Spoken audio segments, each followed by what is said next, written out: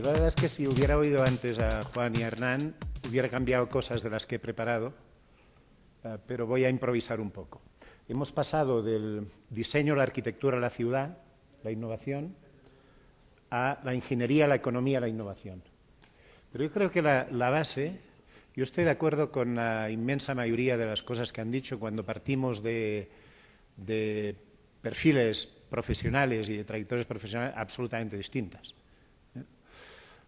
Pero es que la innovación sale de la confrontación entre ideas diversas y nace de la creatividad. Entonces yo creo que la clave del reto que tenemos enfrente en las ciudades es de establecer una tensión creativa entre creatividad e innovación.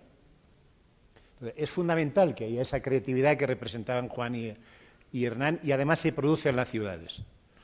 Pero es fundamental también, desde mi punto de vista, hacer esta conexión con la innovación. Y la innovación significa mercado, significa viabilidad, significa factibilidad económica, significa producto-proceso aceptados por el mercado. Esta es la definición de innovación.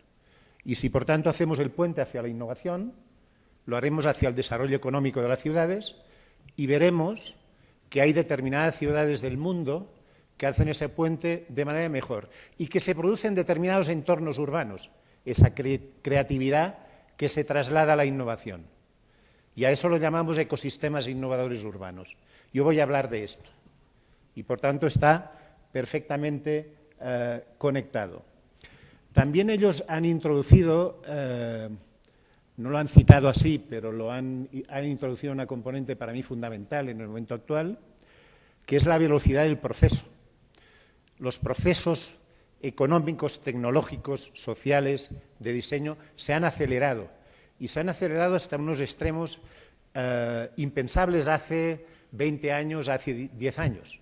Es decir, hoy en día, una empresa media en Estados Unidos dura, la vida media de una empresa es de 10 años. Hace 50 años era de 70. El ciclo de vida de producto, cuando diseñáis un producto, hace años un producto podía durar 20 años con pequeñas variaciones, 30 años. Hoy puede durar medio año. Y eso ha introducido una tensión, una necesidad de creatividad permanente y de establecer los mecanismos de traducción de esa creatividad en innovación, en desarrollo económico. Esos son, a nivel urbano, los ecosistemas innovadores. Yo lo voy a hablar desde una perspectiva, como también era el caso de quienes me han precedido, de la academia, de la empresa y de la administración pública. Y esos son los agentes. Esos son los agentes que actúan en la ciudad. Y o entendemos la dinámica de esos agentes de manera integrada o no seremos capaces de hacer esa transformación. En mi caso concreto, yo soy profesor también de la Universidad Politécnica de Cataluña y dirijo el máster de Business Innovation.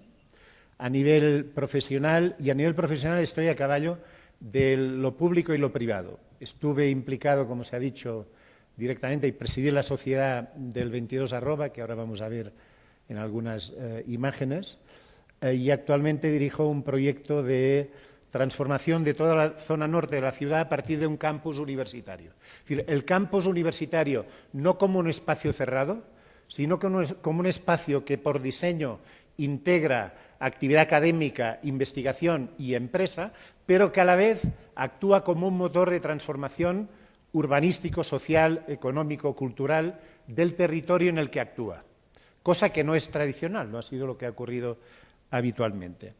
Por tanto, mi reflexión va a versar sobre qué está pasando en el mundo a nivel de las ciudades más creativas, de los ecosistemas innovadores que generan más actividad económica, pero además, como tuve el privilegio hace unas semanas de pasar una semana en Bogotá con la Cámara de Comercio y con la Secretaría de Desarrollo Económico distrital, de hacer una inmersión en la ciudad desde el punto de vista de proyectos, desde el punto de vista de estructura y de morfología urbana, desde el punto de vista de agentes públicos y privados, pues voy a intentar que esa reflexión vaya pasando en forma de preguntas a veces hacia la situación de Bogotá, por lo menos como la conozco yo.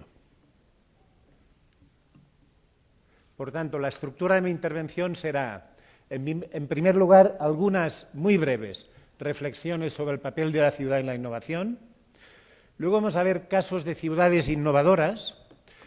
Os he destacado 12, no por casualidad, sino porque entiendo que son ciudades muy distintas de Bogotá, pero de las cuales podemos aprender algunas lecciones, de los procesos que han seguido ellos, y luego algunas conclusiones a modo de pregunta, a modo de provocación, a modo de reflexión sobre el qué podemos hacer, cómo podemos actuar.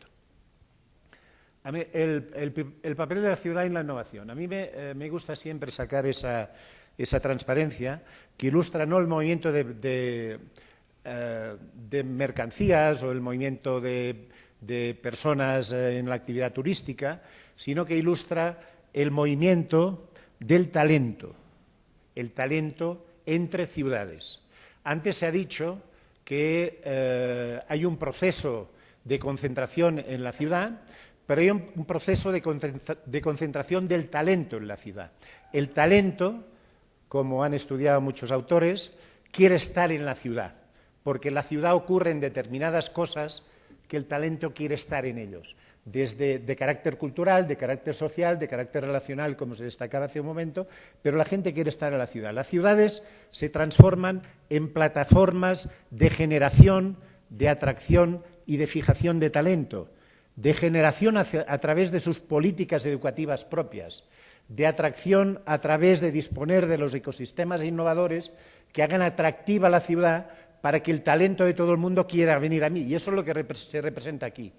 Y aquí ni Bogotá, ni Colombia, ni España estamos bien representadas. Si lo viéramos bien, que prácticamente no se ve, veríamos que no somos plataforma de atracción y fijación de talento. Y la fijación, porque no queremos que vengan a hacer un curso máster y que se vayan. Queremos que sigan, queremos que generen riqueza, queremos que generen creatividad e innovación. Y eso ocurre en determinadas ciudades del mundo que son lo que algunos llaman, se convierten en los winning places. Es decir, hay ciudades que atraen y fijan esas personas y esa es la base de su prosperidad económica. Si eso es cierto, la pregunta es, ¿cómo creamos, cómo favorecemos la creación de esos ecosistemas innovadores que, como veremos, son una integración de lo hard, del planeamiento urbano, de la arquitectura, pero también de los contenidos y también de los aspectos culturales y también de la interacción? Antes Hernán decía la densidad. Yo estoy absolutamente de acuerdo, pero además de por las razones que él decía, porque desde un punto de vista incluso econométrico, la probabilidad, la innovación está directamente relacionada con la probabilidad de encuentro, y la probabilidad de encuentro entre las personas se produce en aquellos espacios más densos. Pero luego, además, a efectos de la técnica de transformación urbanística, veremos que también la densidad juega a favor de la viabilidad de los procesos de inversión en la ciudad. Por tanto, en esos espacios densos en los que se concentra, hoy se ha hablado del 50%, y es cierto a nivel de media, pero si cogemos los países con un índice de desarrollo humano mayor, estos niveles están al 70 y al 75%. Es decir, que en los países con mayor índice de desarrollo urbano, entre el 70 y el 75% de las personas viven en ciudades. Y yo diría, y el 99 o el 100% del talento de las personas más preparadas, más formadas. Por tanto, la clave estaría en devenir un winning place, es decir, un espacio que por una combinación de factores de branding de ciudad, de cultura de ciudad, de entornos atractivos, de actividades económicas, de tecnología, etcétera, etcétera, hace que sean atractivos para las personas del mundo. Aquí he puesto una lista de teorías, de formulaciones que durante los últimos 20 años se han ido desarrollando en el mundo y que yo creo que el reto que tenemos es en nuestro modelo de generación de ecosistemas innovadores como elemento de desarrollo de la economía urbana, tenemos el reto de integrarlos y adaptarlos, no de incorporarlos mecanicísticamente, sino de incorporar. La teoría de clústeres, que es de los años 80, de Michael Porter, nos dice algo que ya dijo Marshall en el siglo XIX, que es decir, donde hay determinadas concentraciones de actividades económicas complementarias y de personas que interactúan, el desarrollo es mayor. Hombre, eso, como decimos en español, sería casi de perogrullo, pero es así. Y en esa formulación, luego nosotros la trasladamos al entorno urbano y decimos, ¿qué clústeres hay en el entorno urbano de forma incipiente o de forma potencial y de qué manera nosotros actuamos en ese entorno para favorecer su desarrollo? Esa sería la lección y la adaptación que haríamos del señor Porter. O cuando un profesor de Cambridge formula la triple hélice, que luego por suerte se ha desarrollado sobre la cuádruple hélice, nos dice, bueno, además observo que esos proyectos de desarrollo urbano tienen lugar en donde hay un pacto, un acuerdo entre los poderes públicos, los gobiernos, la academia y las empresas.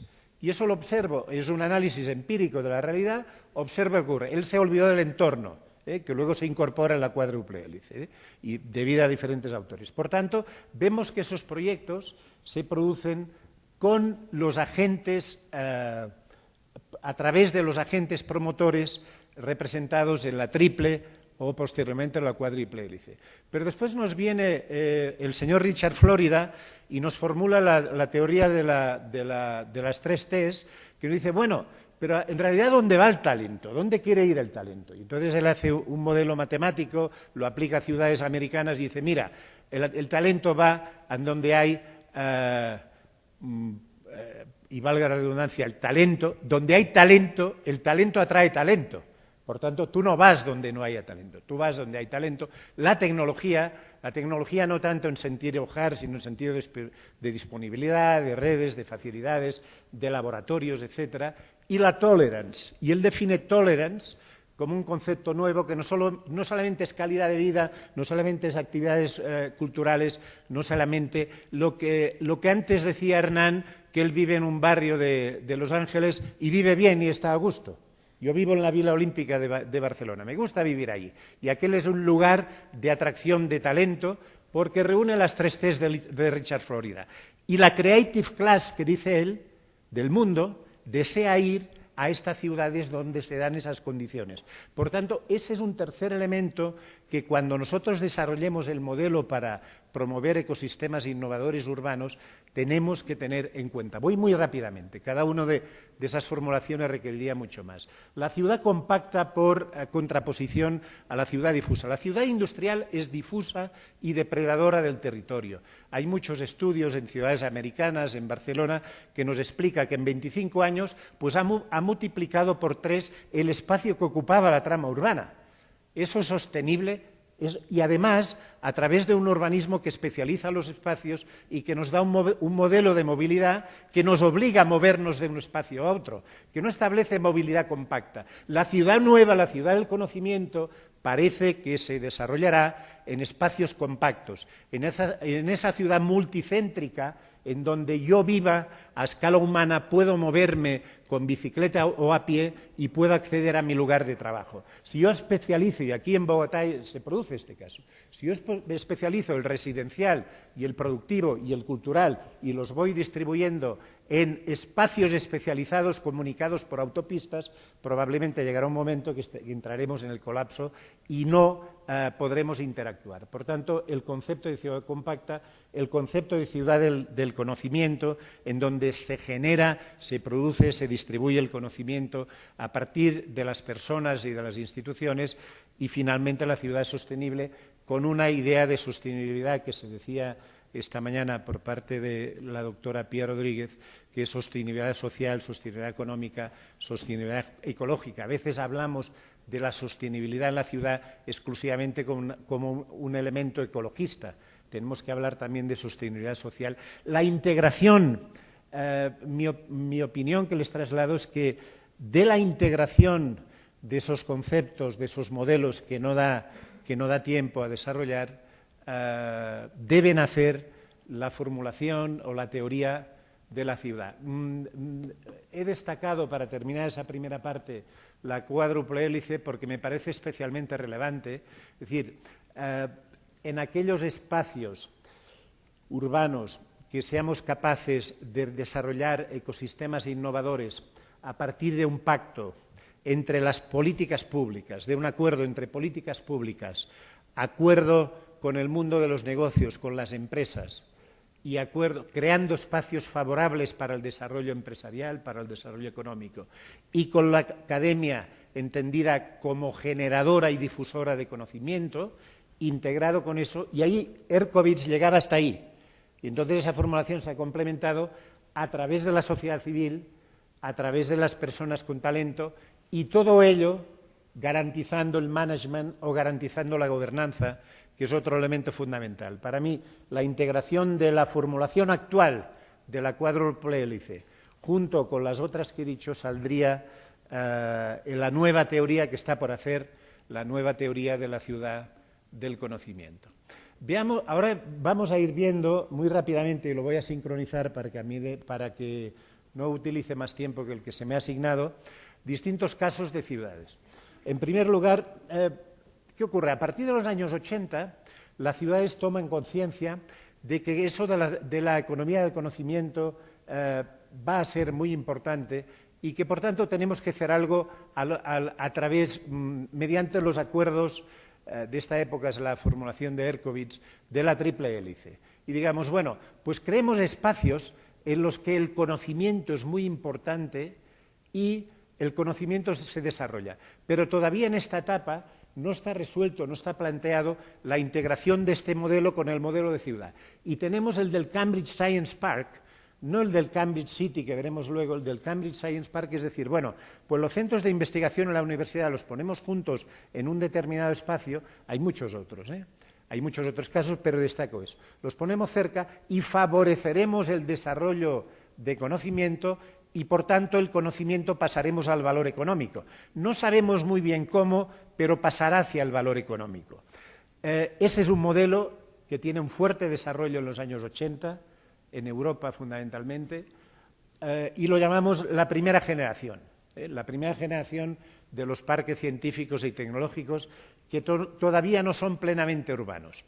Una formulación más a escala de transformación territorial fuera de la ciudad es el que representaría la segunda generación, que el elemento simbólico sería Sofía Antepolis.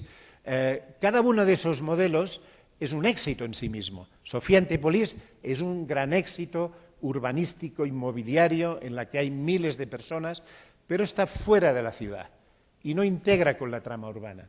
Y desde mi punto de vista no resuelve bien el problema de integración con los elementos de la cuádruple hélice y con el elemento de transformación de la ciudad. Pero en cualquier caso es un modelo. De la segunda generación hay una explosión de casos.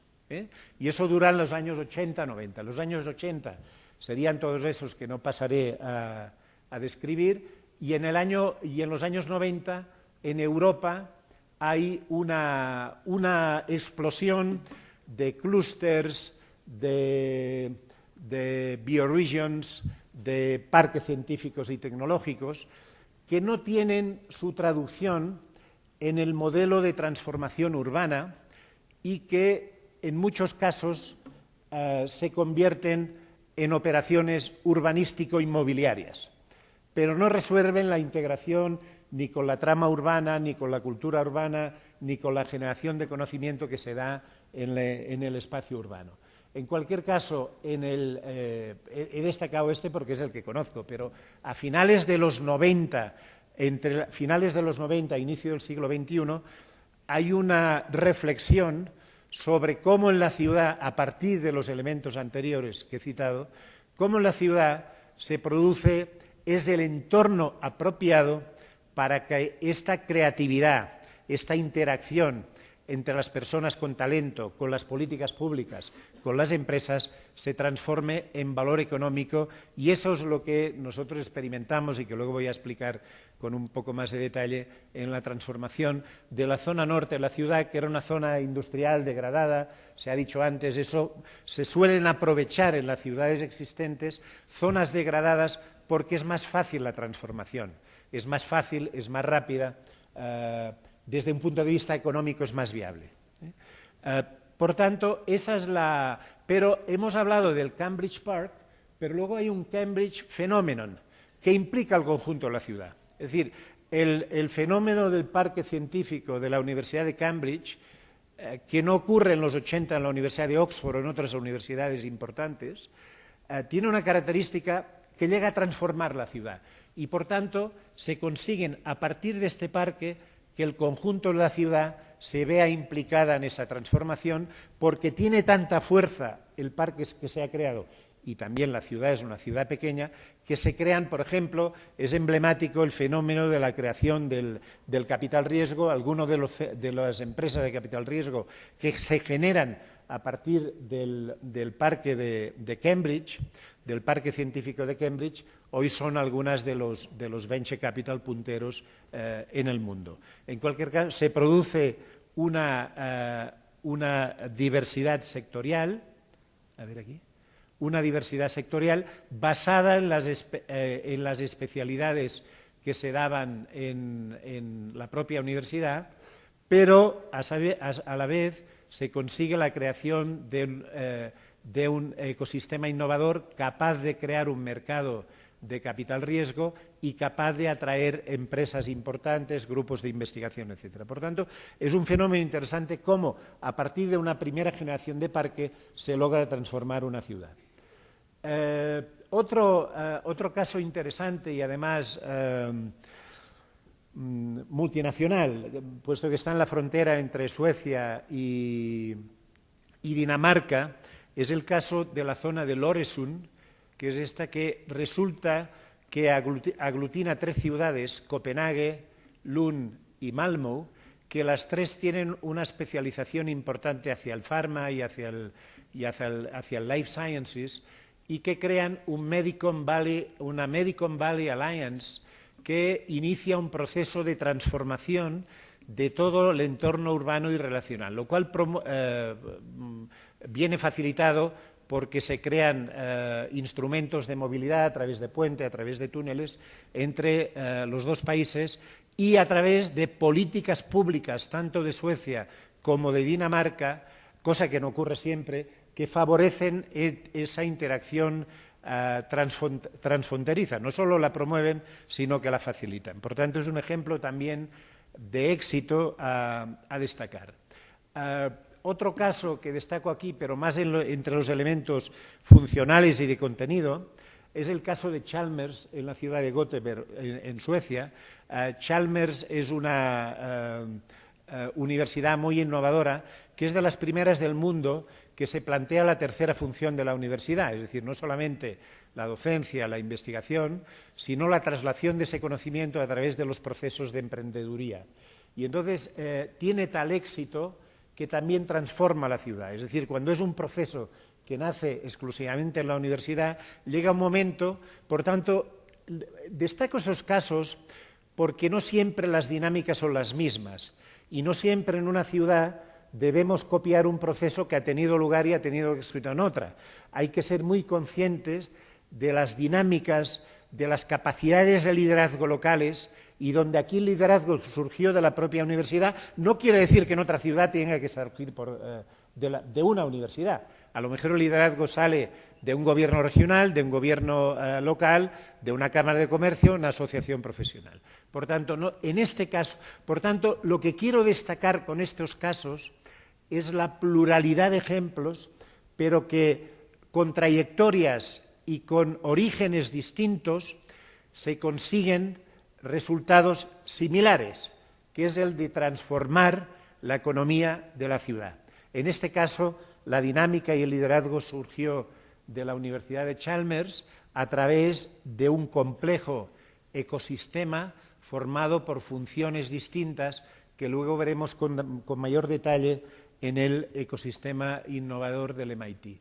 El Chista Science City es un híbrido, en este caso ya es más un proyecto de cuádruple hélice porque interviene el gobierno municipal de Estocolmo a través de un proyecto de transformación urbana de una zona degradada, interviene con una gran importancia una universidad politécnica que se llama KTH, la Universidad Politécnica de Estocolmo. Intervienen también grandes empresas. Ericsson instala su headquarters en Chista, ellos en sueco lo pronuncian Chista. Y el resultado veis que es espectacular. Cerca de 28.000 empleos, alrededor de 750 empresas, 2/3 es un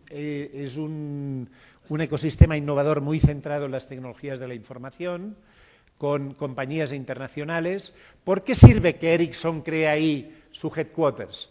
Porque actúa de arrastre, porque las otras empresas ven que si Ericsson hace la apuesta, quiere decir que ellas también la pueden hacer. O Ericsson arrastra a sus proveedores, o Ericsson arrastra a sus spin-off, a sus empresas spin-off que nacen de la propia hélice.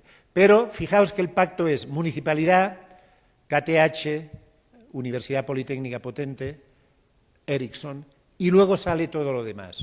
Y luego una política urbanística apropiada para el desarrollo de este territorio que está muy cerca del centro de la ciudad.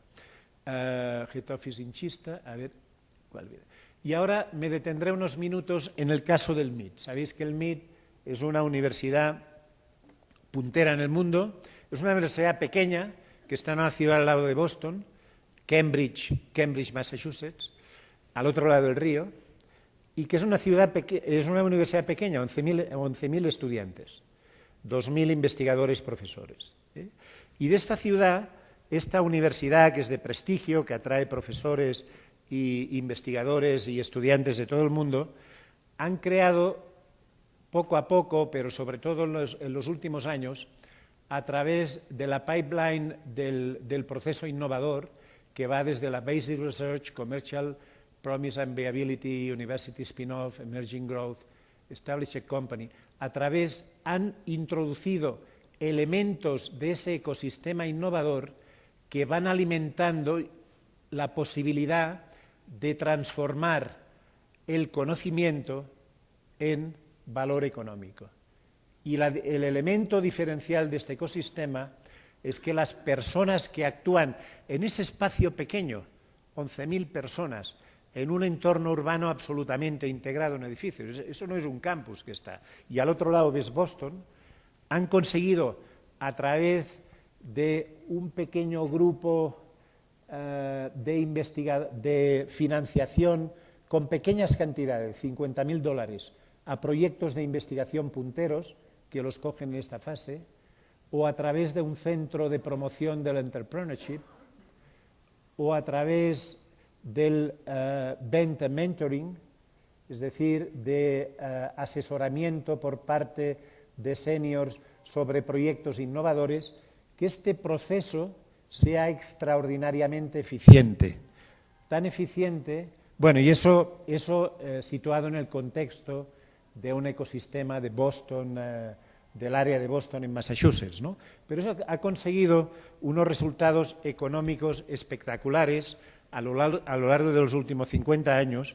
Yo llamaría su atención sobre ese estudio de la Kauffman Foundation, que ustedes pueden consultar en Internet, que se publicó en febrero del 2009, que nos dice que en ese entorno innovador, en ese ecosistema innovador, se han creado más de 25.800 currently active companies, empresas actualmente activas. Atraigo su atención en la palabra fundar, es decir, que personas que estaban en el mundo de la investigación o como estudiantes, investigadores o como doctorandos, fundaron hasta 25.800 empresas, founded by MIT alumni, that employ about 3.3 million people, que emplean a más de 3 millones de personas y que generan unas annual sales de 2 trillion, el trillion americano, que es nuestro billion europeo y de aquí también, nuestro billion dólares, que eso sería 1,6 aproximadamente, bueno, ahora menos, pero 1,6 billones, nuestros billones y sus billones de euros, que es casi el doble del PIB español. Un núcleo de 11.000 estudiantes, anualmente, volumen de ventas, casi el doble del PIB español. Y si no me equivoco, serían como 4 veces el PIB colombiano. Por tanto, eso es importante. Y eso se ha generado a partir de ese ecosistema innovador con una universidad pequeña plenamente integrada en el tejido urbano y capaz de atraer talento de todo el mundo. ¿Eso quiere decir que lo podemos hacer mañana? No, pero quiere decir que así como ciudades... Bueno, luego pasaremos. Eso quiere decir que si entendemos bien el proceso que actúa en el ecosistema innovador, podemos introducir elementos que nos faciliten la creación de entornos que permita la traslación, que permita la clave del proceso innovador, que es cómo traducimos conocimiento generado en valor económico del sistema productivo. Esas son unas imágenes que me gusta presentar. Eso sería los años 60 o 70 en Seattle. Por la forma de los coches sería el 60 o los 70, ¿no? Por el tipo de coches que hay. Y miren el título, Will the last person living Seattle turn out the lights? Y ese es el actual Seattle. Seattle Globe revealed the benefits of concentrating smart people. Es un caso claro de cómo una ciudad con una situación económica, de crisis económica profunda, es capaz de en pocos años, en 30 años, transformarla en una ciudad en donde hay world-class companies, en donde se produce un proceso de reindustrialización y en donde la base es que esas compañías que se han instalado en esa ciudad han sido capaces de atraer talento y de transformar ese talento en valor económico. La lección que tomaríamos de ahí es que las ciudades no están condenadas. Las ciudades pueden hacer cosas a través de proyectos y se pueden transformar. Y hay ciudades que lo consiguen y otras ciudades que no.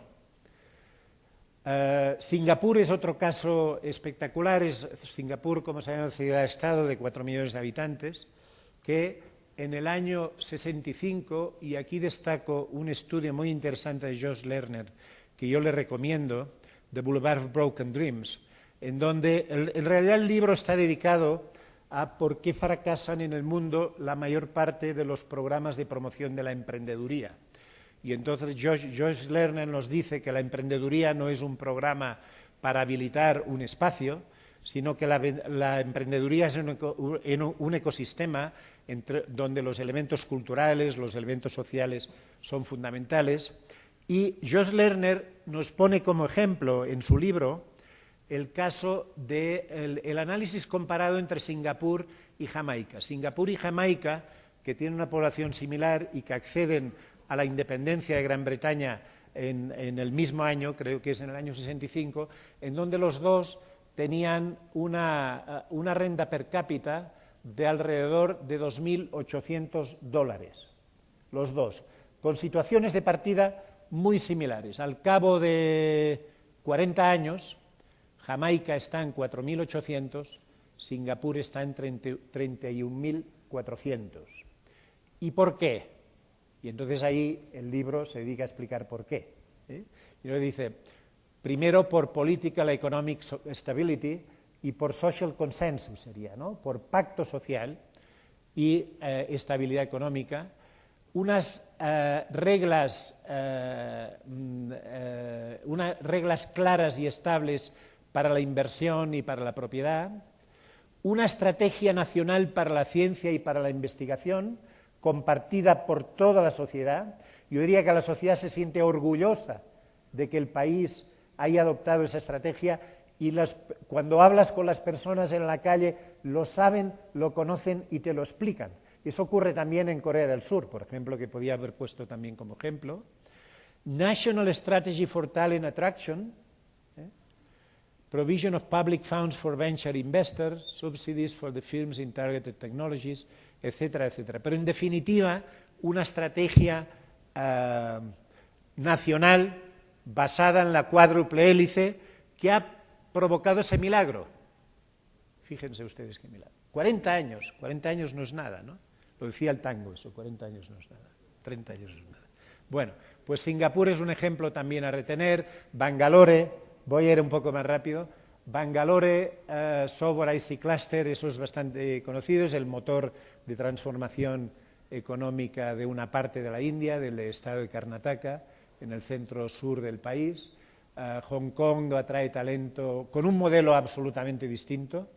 La mayoría de ejemplos que les he presentado son distintos, pero comparten políticas pactadas entre lo público y lo privado, implicación empresarial, apuesta por el conocimiento y por el desarrollo económico. Este es un ejemplo que conozco porque lo desarrollaron mis socios de Beering, y es el Health District of Shanghai, sobre un barrio al lado del río con una población aproximada de 800.000 habitantes. En Shanghái es imposible reproducir las condiciones institucionales y legales, porque ahí, como decíamos antes en el pasillo, el alcalde firma un papel y al día siguiente van los bulldozers y empiezan a intervenir. No hay ni consenso, ni pacto, ni nada.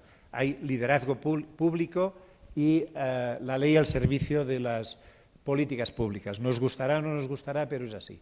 Sobre 500 hectáreas han desarrollado toda una estructura enorme, con mezcla de usos, con residencial, con actividad económica, con actividad de conocimiento, y que integra la investigación clínica y de otro tipo en distintos sectores, que aquí se ve más, y la clave está en esa acupuntura de los distintos barrios. Cada color está dedicado a un área de conocimiento distinto y plantea el desarrollo de un ecosistema innovador distinto y complementario, pero que a su vez tiene elementos de transversalidad. Eso fue diseñado por una consultora sueca que se llama Beering y trasladado aquí a través de proyectos de ingeniería y demás, y que han dado resultado con aquí. Bueno, aquí eso, algunas cosas están en chino, no se conocen, no se distinguen, pero en cualquier caso, este es un ejemplo más de cómo el desarrollo y además con una característica también que recuerden compartía el ecosistema del MIT, que se procura que haya elementos a lo largo de la cadena de valor del conocimiento hasta el valor económico. Eso es muy importante. Es decir, si conseguimos que estos distintos agentes, funciones, instituciones actúen coordinadamente a través del ecosistema innovador, trasladando el basic research hasta el economic value, conseguiremos lo que pretendíamos, es decir, que la ciudad sea el escenario del desarrollo económico basado en el conocimiento. Bueno, no podemos entrar en más detalle. Y luego el proyecto en el que, finalmente el proyecto en el que actualmente estoy implicado, que esta es la zona norte de la ciudad de Barcelona. Aquí está el límite norte. El 22 está en esta zona de aquí, que era una zona industrial, pero nosotros ya llevamos unos años desarrollando un territorio, el territorio más degradado de la ciudad, el territorio que fue receptor de todas las olas de migración y que no tenía ninguna actividad productiva ni ninguna actividad académica. Lo que hemos hecho, lo que estamos haciendo, estamos en ello todavía, es desarrollar un campus que integra actividad académica de investigación pública y privada y de empresas, con proyectos que integran el entorno educativo, el entorno empresarial, que desarrollan determinados espacios. Aquí no se ve, determinados espacios industriales degradados, a partir de que empresas que se atraigan aquí colaboran con el motor económico de esta zona, etcétera, etcétera, con el modelo de ecosistema innovador. Y finalmente, ¿cuánto me queda? 5 o 10 minutos. 10 minutos, vale. Pues entonces voy a dedicar 5 minutos al proyecto 22 que algunos de ustedes ya conocen, y 5 minutos a las conclusiones. El 22 es un territorio que era zona industrial desde el siglo XIX, desde la Revolución Industrial.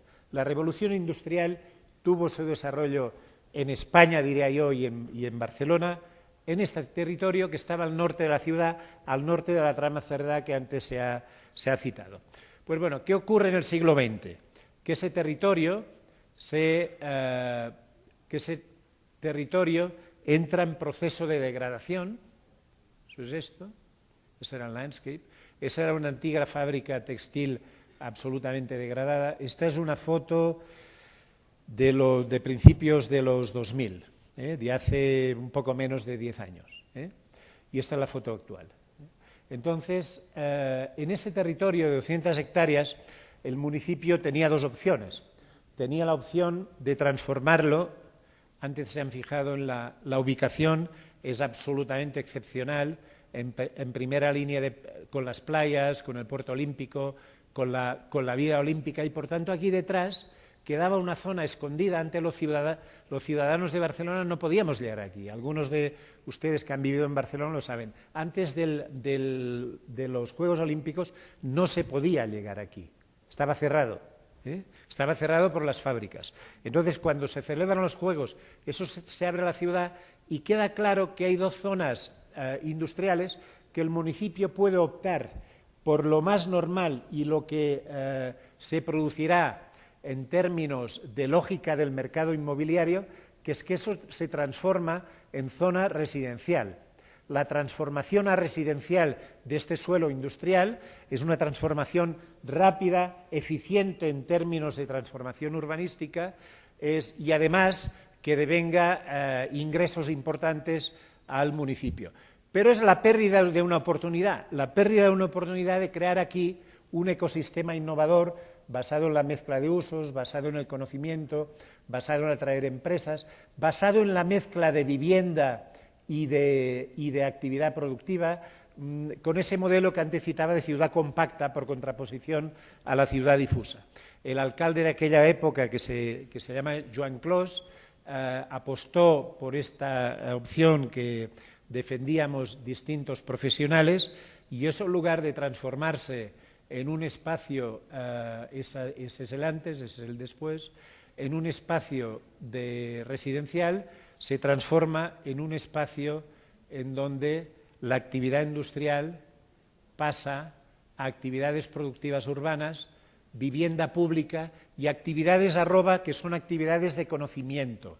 El municipio, a través del proceso de transformación urbana, recibe como suelo público, por el mecanismo de equilibrio entre beneficios y cargas en el proceso de planeamiento urbano, un territorio que lo dedica a vivienda pública y actividades de servicio, con lo cual puede ofrecer suelo a universidades, a centros de investigación y tal, y esto, con la vivienda pública y con la vivienda que ya existía alrededor, se consigue un mix de vivienda, actividad productiva, que favorece esos modelos de movilidad urbana propios de los ecosistemas innovadores que deseamos. Es decir, es muy posible vivir en ese distrito, trabajar en ese distrito, estudiar en ese distrito o investigar en ese distrito. Y ese es el proceso de diseño de la reforma del master plan, propio de los técnicos en urbanismo, que, si entienden la necesaria integración entre el proceso de planeamiento, esos son los resultados, el proceso de planeamiento y de transformación urbanística con las estrategias económicas propias de la actividad empresarial y la actividad económica, con la creación de esos ecosistemas innovadores que representan aquellas funciones que veíamos en MIT o en Singapur y en otros lugares, en Cambridge, etcétera. A través de ese proceso de integración logramos resultados como estos, es decir, que en 10 años hayamos generado 1.300.000 metros cuadrados de nuevo techo, con ese mix en el estricto espacio 22 arroba, hayamos generado más de 10 hectáreas de zona verde por cesión del privado promotor, es decir, sin que le cueste nada al erario público, 13 kilómetros de calle con inversiones en las mejores infraestructuras, con una facturación de las empresas realmente importante, con más de 1.500 nuevas empresas, 44.000 nuevos trabajadores, renovación social, etcétera, etcétera. Eso se ha conseguido porque en un momento determinado el municipio, el gobierno municipal, decidió pactar con las fuerzas económicas y con las instituciones universitarias este modelo de transformación. Aquí detrás he puesto el mapa de Bogotá como sugerencia para poder decir que probablemente aquí también se podría hacer algo parecido. Y un elemento fundamental de ese ecosistema la gobernanza y el marketing. Y eso hay que venderlo y eso hay que gobernarlo, hay que liderarlo, hay que establecer ámbitos de representación de las entidades públicas y privadas que participan y hay que establecer los organismos de gestión apropiados que permitan integrar todo ese ecosistema. Eso no quiere decir que desde la gobernanza se le diga al gestor del clúster lo que debe hacer. Un clúster se autogobierna, pero desde la gobernanza favorecemos el desarrollo de esta actuación pública-privada del clúster. Es decir, no gobernanza desde la jerarquía y desde el proceso de decisión unitario o unidireccional, sino desde la creación de las condiciones para el desarrollo de los agentes. Y a partir de aquí desarrollo cada uno los elementos que considero que en cada uno de los 4 subsistemas del ecosistema innovador deben tener lugar y muy rápidamente pues se tiene que tener en cuenta que tiene que haber un planeamiento urbanístico que tenga en cuenta todo este sistema, un partenariado público-privado, hay que favorecer el desarrollo inmobiliario que básicamente va a ser de inversión privada, por tanto el planeamiento urbanístico se tiene que pactar con los inversores privados, tiene que haber desarrollo de vivienda pública y privada para que creen este mix apropiado, hay que poder invertir en infraestructuras también desde el partenariado público-privado, infraestructuras de transporte, nuevo modelo de movilidad basado en el desarrollo de la movilidad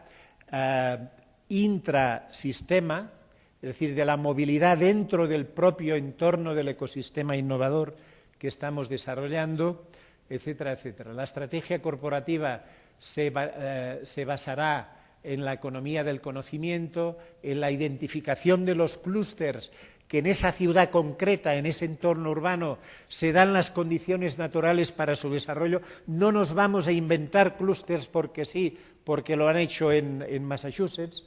Vamos a favorecer el desarrollo de los clústeres en los que hay condiciones locales mínimas para este desarrollo. No vamos a sustituir a los agentes reales, vamos a intentar captar a empresas tractoras, tejido productivo, universidades e instituciones de I+D, etcétera, etcétera. El ecosistema innovador basado en la formación universitaria, en la permeabilidad entre empresa y universidad, en la masa crítica de investigación, en la promoción de la emprendeduría, en la cultura emprendedora, etcétera, etcétera, propia de aquel mapa que veíamos cuando el MIT, que no me ha dado tiempo de explicar cada uno y todos los elementos, elementos de gobernanza, de liderazgo, de ámbito de representación, etcétera, etcétera, de marketing y comunicación, de relaciones institucionales. Por tanto, tenemos que tener conciencia de que si pretendemos que nuestra ciudad, en este caso Bogotá, desarrolle este tipo de economía del conocimiento y lo haga pensando en la economía global, tiene que pensar en sistema, tiene que pensar que eso será posible si los agentes actúan de manera conveniente y a partir de un modelo de gobernanza en donde cada uno de los actores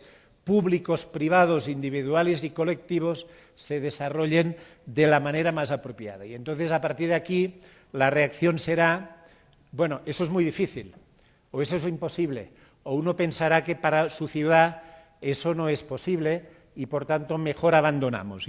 Si pensáramos así, yo le recordaría aquella famosa frase de Thomas Alva Edison de como no sabía que era imposible, lo hice. Estoy seguro que ese será el caso de Bogotá. Como no sabíamos que era imposible, lo vamos a hacer. Muchas gracias por su atención.